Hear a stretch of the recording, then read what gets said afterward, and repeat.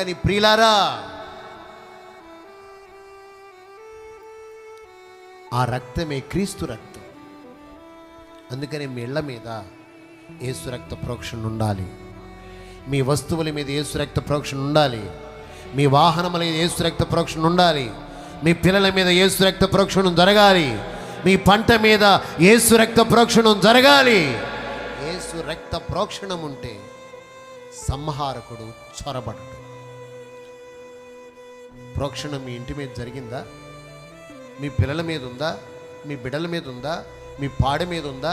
అందుకనే పేతురు పత్రికలు ఇందాకే మనం చదివాము, అమూల్యమును నిష్కళంకమును నిర్దోషియగు గొర్రె పిల్ల వంటి క్రీస్తు రక్తము చేత చెప్పండి, మీరు ఏం చేయబడ్డారు? విమోచింపబడ్డారు. దేవునికి మహిమ కలుగును గాక.